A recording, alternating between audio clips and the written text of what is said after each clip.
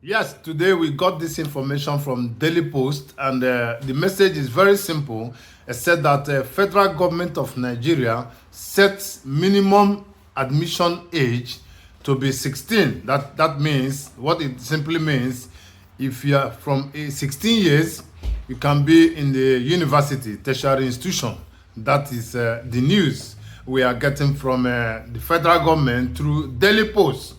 Anyway, I would ask this question. Is that the Nigerian problem? Is that the problem the youths are facing today? Admission into the university? Is that supposed to bother anyone? That is not supposed to bother anyone, because the youths are doing good in their own way.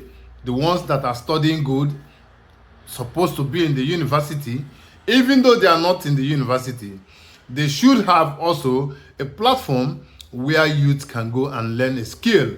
And then when they come out, they should have the job, to practice what they have learned from wherever, either the skill acquisition center or from the university.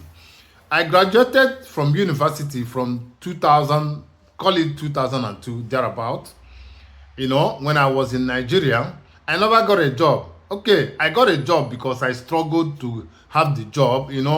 If you really want to work in Nigeria, you have to go any length or every length to any length to make sure you are doing something, because I'm not a lazy person.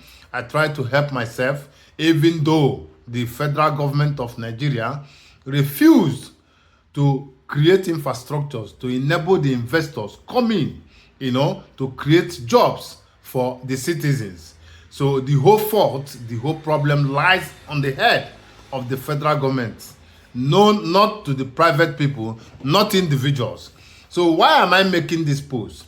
I'm making it simply because the minimum wage for the admission into tertiary institution should not be the problem of the youth right now.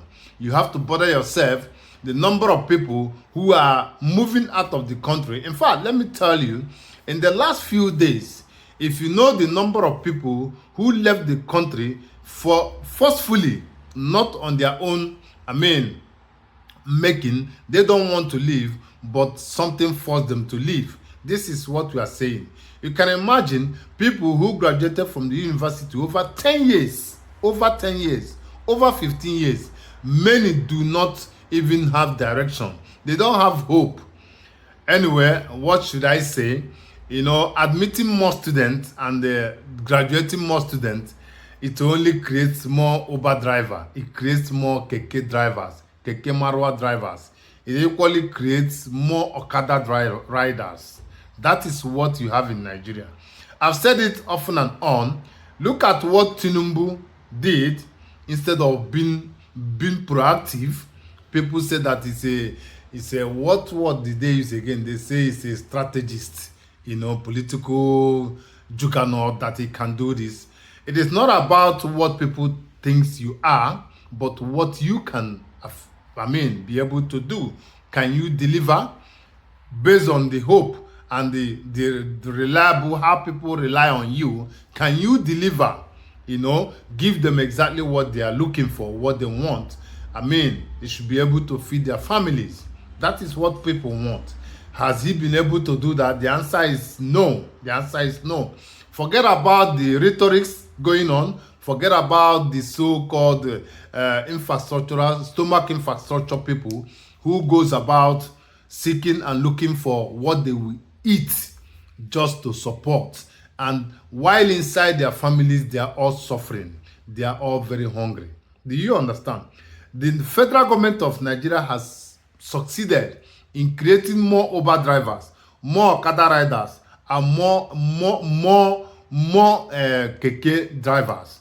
That is what I see when I visited, because none of them are doing something very viable, very vital in the name of helping the totality of the masses of the youths. Let me use the word youths. If you look at what Tinubu did in the last few weeks, a few months, he approved 10 billion naira for solar to be installed in Aso Rock. That means he wants to have solar in his home where he lives, but he careless about the rest of others, the rest of the country, the rest of the citizens. Since I was growing up, I could remember during Obasanjo, this electricity power was still a problem. Till today, nothing has been improved. Of course, you know that Nigerians don't know how to maintain anything. You can borrow a leaf from Nigerian Airways. People, every country that is improving and developing must have a national carrier. Nigeria don't have national carrier. They killed Nigerian Airways completely and they buried it. Do you get the point? So they have done to every other thing. They don't know how to maintain. They don't keep up to date to what they spend big money on.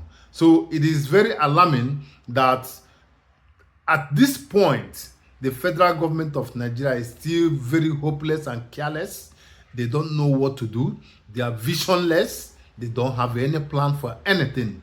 The only thing all of them running helter-skelter is to steal money, to become governor, to become president by using the taxpayers' money to bribe everyone they can, anyone they can lay their hands on, just to make sure they grab the seat.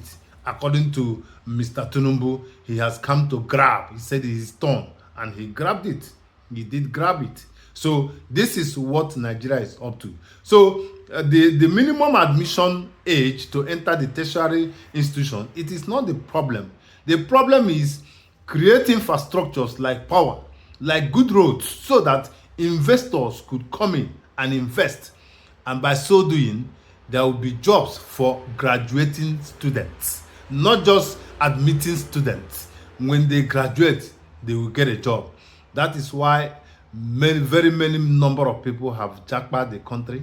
Are you going to stop them? Are you going to feed their family? No, the answer is no. So if this government is very active, if they are the listening type, they will know and see if they have people who gives good advice.